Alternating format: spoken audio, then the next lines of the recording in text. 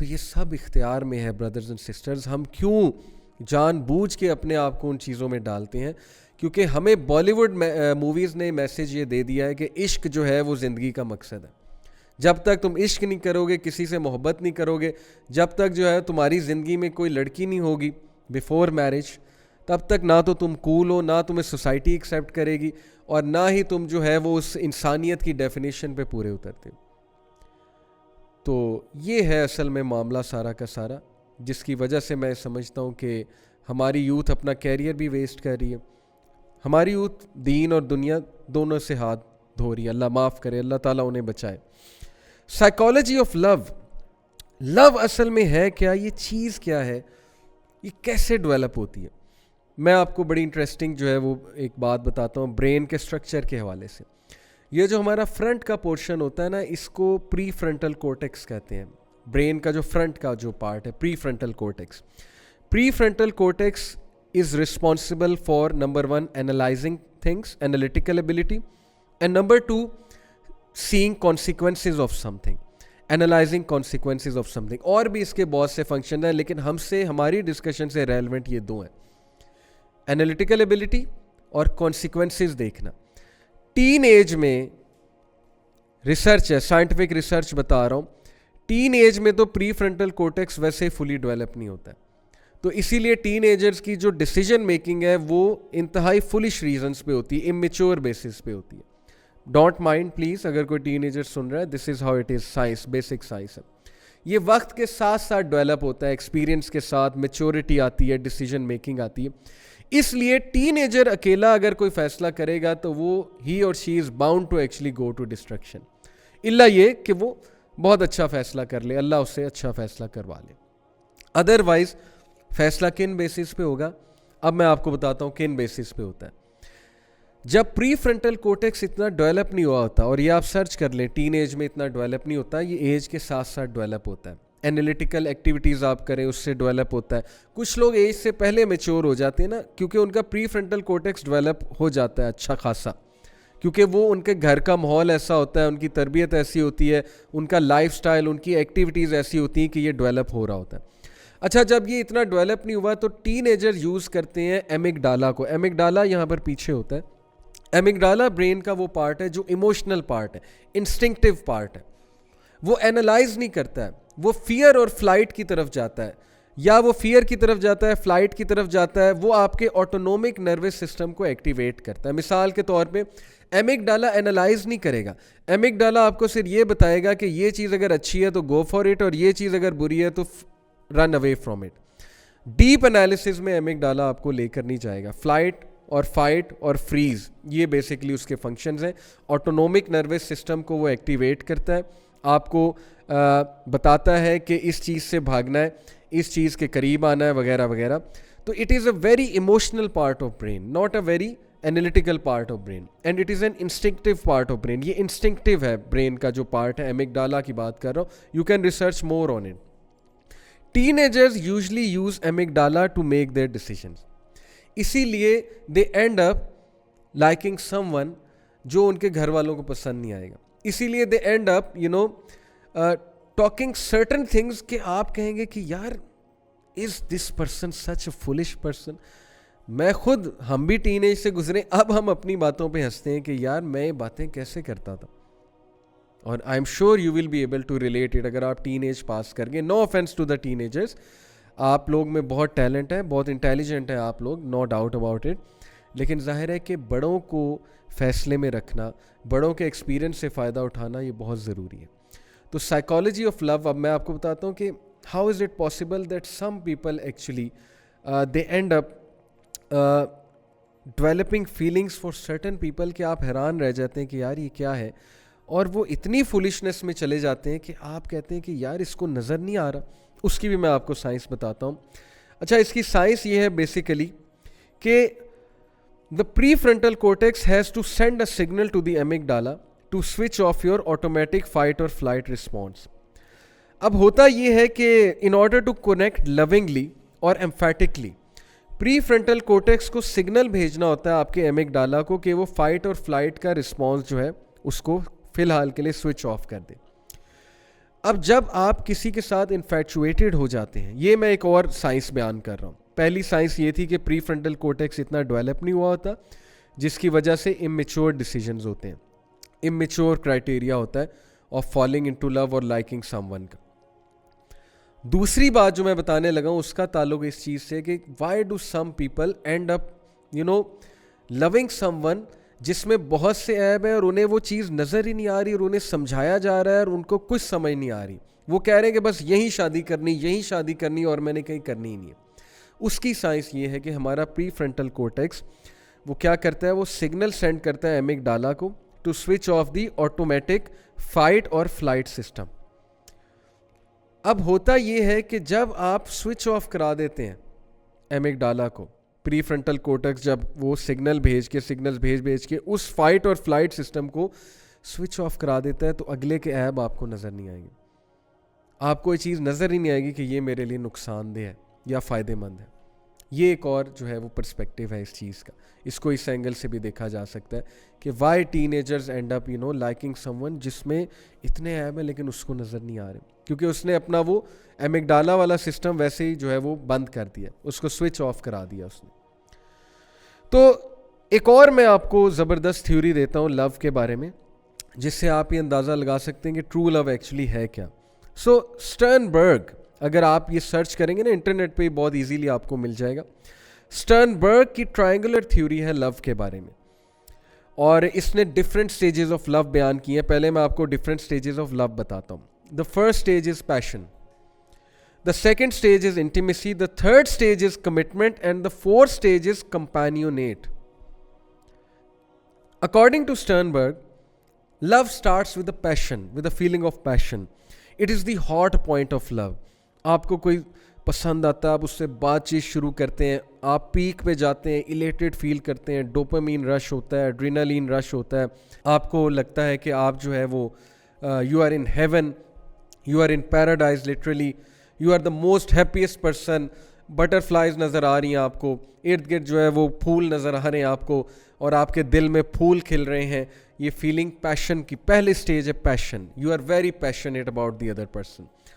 Then it turns to the next stage, intimacy. Intimacy is not the hot point, rather it is the warm point of love.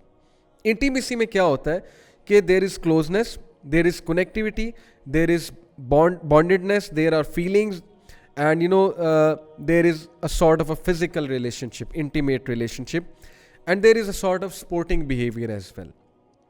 Passion थोड़ा सा नीचे गिर जाता है और intimacy पे स्टेज आ जाती है। अच्छा, इंटीमेसी के बाद कमिटमेंट है। Commitment is the cool point of love. It is deliberate choice about loving someone. It is the deliberate choice कि now I will love that person and because I am committed to that person. This is called commitment. Maintaining long-term commitment and short-term decisions about being in love. This is called maturity. कि आप passion और intimacy से थोड़ा सा हटके अब deliberate decision लेते हैं कि नहीं यार, मैंने इसी के साथ रहना है, मैं इसी के साथ कमिटेड हूँ। That is called the stage of commitment. और कमिटमेंट से भी अगला लेवल, कमिटमेंट से भी अगली स्टेज है companionate. Companionate love is characterized by self disclosure, closeness and concern after living long with each other. It comes after living long with each other, when our lives are intertwined with someone. Feelings such as affection, tenderness, sharing and attachment become a hallmark of relationship. Subhan Allah. ये है वो stage जो आती है शादी के बाद और एक दूसरे के साथ अरसा दराज रहने से। कंपेनियंस बन जाते हैं आप एक दूसरे के। जब आपको एक दूसरे की ईवल भी अच्छे लगने लग जाते हैं या आप उन्हें इग्नोर कर देते हैं, सीधी सी बात है। कंपेनियंस है ना, एक दूसरे के ऐप भी छुपाने, एक दूसरे को हेल्प आउट करना है, एक दूसरे की वीकनेसेस को स्ट्रेंथ्स में कन्वर्ट करना है, एक दूसरे को गाइड करना है। Just like there are two people who are companions to each other एक सफ़र में। तो हम सफ़र वो होता है जो आपका कंपेनियन है। हम सफ़र वो नहीं है जो पैशन, जिसमें पैशन है, जिसमें इंटीमेसी बहुत ज़्यादा है, who is all about physical relation and stuff, who is all about your beauty, हर वक्त ब्यूटी की तारीफ़ करना, फिगर की तारीफ़ करना माजरत के साथ, और इन चीज़ों की तारीफ़ करना। इसलिए अगर आप जानना चाहते हैं कि ट्रू लव क्या है, तो ट्रू लव की ये दो स्टेजेस है ना, कंपेनियनशिप और कमिटमेंट। ये है बेसिकली उसकी थ्योरी में वो स्टेजेस जिससे ट्रू लव का असल में पता लगता है कि वाकई अब ये है। और ये शादी के बाद आता है, शादी से पहले पता ही नहीं लग सकता। तो कैसे हम क्लेम कर रहे हैं कि हमें अगले से मोहब्बत है, हमें अगले से प्यार है? अभी तो ना आपने कंपेनियनशिप देखी है, ना आपने कमिटमेंट देखी है। कमिटमेंट तो पता लगती शादी के बाद है। आप एक बंदे के साथ रहेंगे सारी उम्र और आप कभी किसी से चैटिंग नहीं करेंगे नॉन महरम से, कभी आप स्लिप नहीं होंगे, कभी आप गर्लफ्रेंड्स नहीं बनाएंगे। ये कमिटमेंट क्या दिखाने के लिए आप तैयार हैं? मैं मेल से बात कर रहा हूँ, मैन से बात कर रहा हूँ। एक पर इत्तेफाक करने के लिए आप तैयार हैं? इस्लाम में वैसे तो 4 शादियों की इजाज़त है, लेकिन हमारी सोसाइटी में चलें शादी होती है तो एक ही है, लेट्स सपोज। तो क्या आप ये करने के लिए तैयार हैं? क्या आप कमिटेड होने के लिए तैयार हैं? क्या आप कंपेनियनशिप दिखाने के लिए तैयार हैं? ये है असल में साइकोलॉजी ऑफ लव, कि किस तरह से लव की स्टेजेस डेवलप होती हैं। और ये स्टेजेस तभी डेवलप हो सकती हैं जब इंसान इस्लामिक कॉन्सेप्ट की तरफ ही जाएगा, मवद्दा, रहमा और एक दूसरे को सुकून देने की साइड में। अदरवाइज क्या है कि पैशन में ही इंसान रहता है और हर वक्त that person is looking for passion, और जब वो पैशन नहीं नज़र आता तो वो समझते हैं कि now we don't love any more, now we don't love each other any more, क्योंकि पैशन ख़त्म हो गया, वो स्पार्क ख़त्म हो गया, सो कॉल्ड स्पार्क। अब वो अट्रैक्टिवनेस नहीं आती है, क्योंकि गलत बेसिस पे लव हुआ था। जब बेसिस ही गलत थी तो पैशन ने तो ख़त्म होना था, इंटीमेसी ने तो ख़त्म होना था, बेसिस ही गलत है। तो ये है वो मामला जिसकी वजह से बहुत से लोग गलत डिसीजंस लेते हैं, गलत साइड पे जाते हैं, अपने आप को फंसा लेते हैं किसी के साथ। फंसाने के बाद उनसे निकला नहीं जाता उस चीज़ से, क्योंकि उनकी ईगो आती है। ये भी एक बड़ा मसला है। मुझे बहुत से लोग कहते हैं जी कि हम इसलिए नहीं छोड़ सकते अगले को, हमें अगले से बहुत मोहब्बत है। मैं कहता हूँ मोहब्बत नहीं है, ये आपकी ईगो है जो अब आपको छोड़ने नहीं दे रही है। आपकी ईगो सामने आ रही है, आपकी ईगो आपको अंदर से कह रही है कि ये बंदा तेरे साथ इतना अरसा रहा, तूने इतना कुछ किया इसके साथ, अब तू इसे छोड़ देगा तो मेरा क्या बनेगा, अना का क्या बनेगा, ईगो का क्या बनेगा। तो ये मोहब्बत नहीं है, ये ईगो है असल में, कि आपसे अगला बंदा जो है छोड़ा नहीं जा रहा, हालांकि आपको समझ आ गई कि ये बंदा या बंदी मेरे लिए ठीक नहीं है। Over the years you have understood. अपना दिमाग भी हमने जो है वो ख़राब किया उसके पीछे, अपनी एनर्जीज भी ज़ाया की, और उसके बाद नतीजा वही निकाला कि नहीं ये मेरे लिए ठीक नहीं है, तो क्या फ़ायदा हुआ। तो इसलिए अगेन डिस्कशन वहीं पे आती है कि अपने आप को बचा लें। इस डेफिनेशन ऑफ लव की तरफ जाएंगे जिसमें पैशन है, इंटीमेसी है, फिज़िकल अट्रैक्टिवनेस है और बाकी के इंग्रेडिएंट्स मिसिंग है। आप अगले को भी डैमेज कर रहे हैं, ख़ुद भी डैमेज हो रहे हैं, अपने आप को भी ख़तरे में डाल रहे हैं, उसको भी डाल रहे हैं। तो फिर रिज़ल्ट जो है वो क्या है, वो जो इस वक्त हमारी यूथ फेस कर रही है। और वो कुछ रिज़ल्ट्स मेंशन करने के बाद मैं सोल्यूशन की तरफ आता हूँ और फिर बात को ख़त्म करते हैं। सम ऑफ द डैमेजेस जो मैंने ओवर द ईयर्स देखे हैं काउंसलिंग्स में, ज़ाहिर है कि इर्द गिर्द लोग ऐसे होते हैं, आपके दोस्त भी होते हैं, बहुत कुछ होता है सामने। Number 1, health. मैं आपको एक हदीस सुनाता हूँ।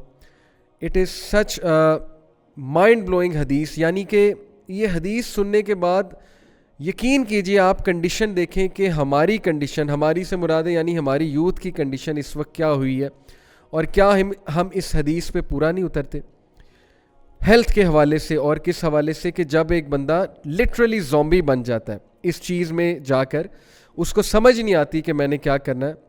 तो पहली जो मैंने आपको चीज़ बताई कि हेल्थ डैमेज होती है, स्लीप डिसऑर्डर्स हो जाते हैं।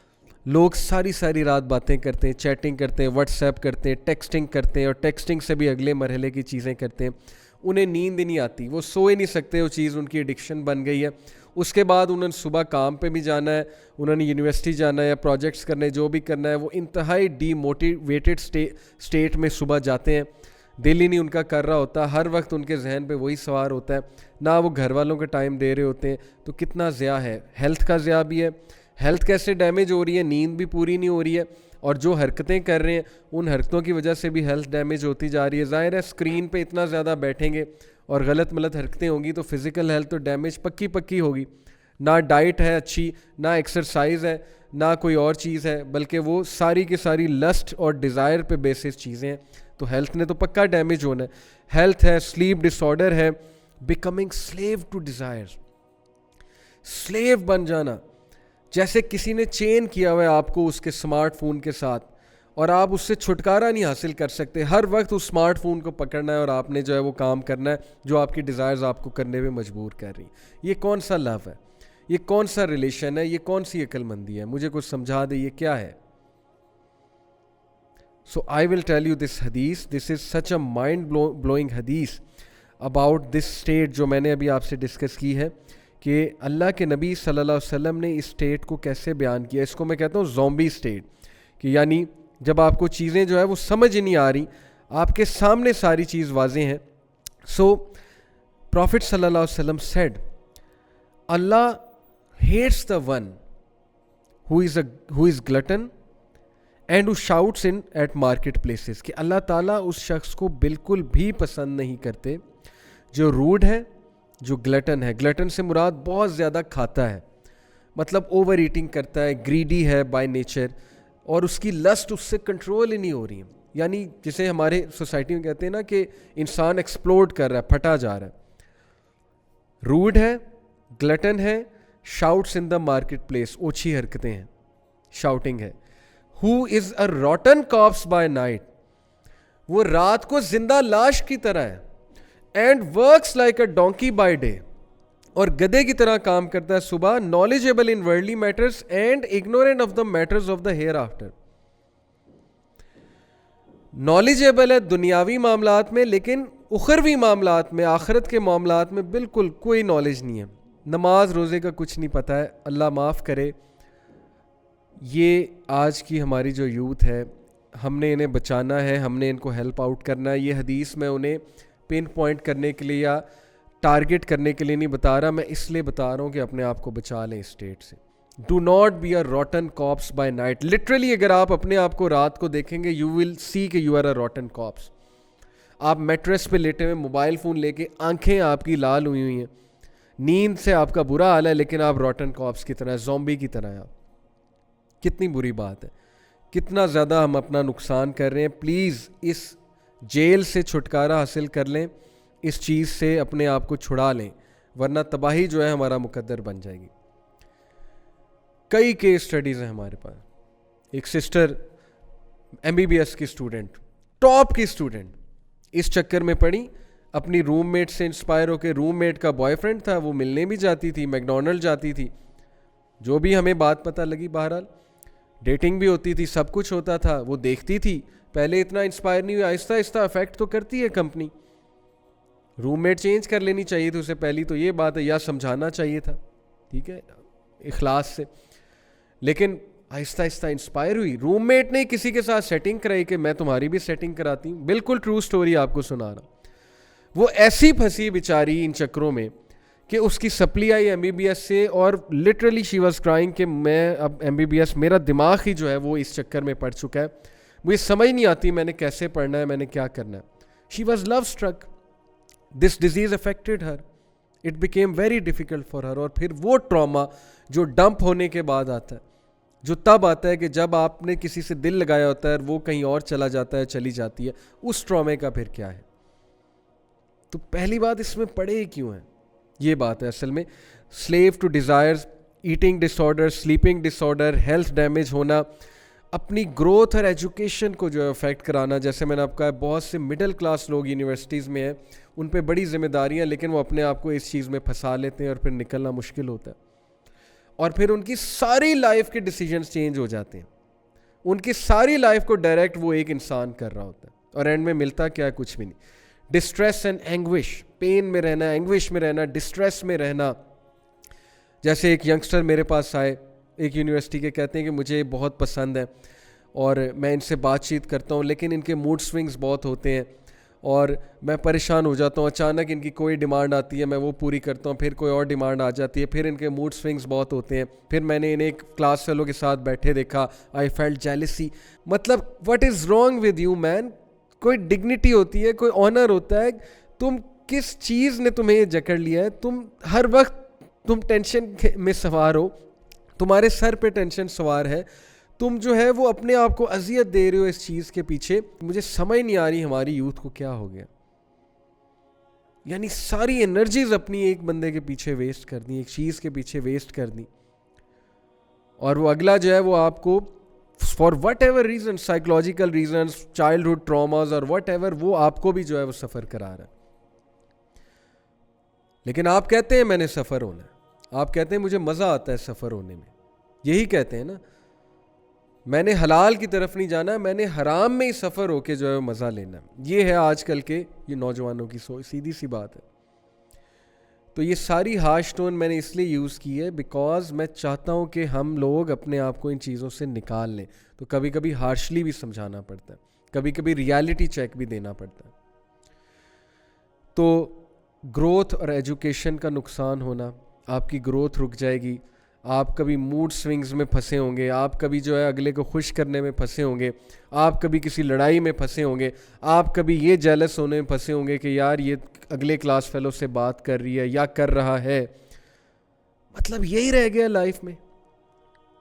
आई अंडरस्टैंड कि आप नौजवान हैं, आई अंडरस्टैंड कि ये चीज़ें बड़ी कॉमन हैं, लेकिन भाई थोड़ी सी डिग्निटी और ऑनर भी तो होता है ना अपने अंदर। किसी को पसंद करना है तो एटलीस्ट गुड रीजंस पे ही पसंद कर लो, इस रीज़न पे तो पसंद नहीं होना चाहिए ना कि अगला खूबसूरत बहुत है, अगला अट्रैक्टिव बहुत है और बस यही चाहिए मुझे।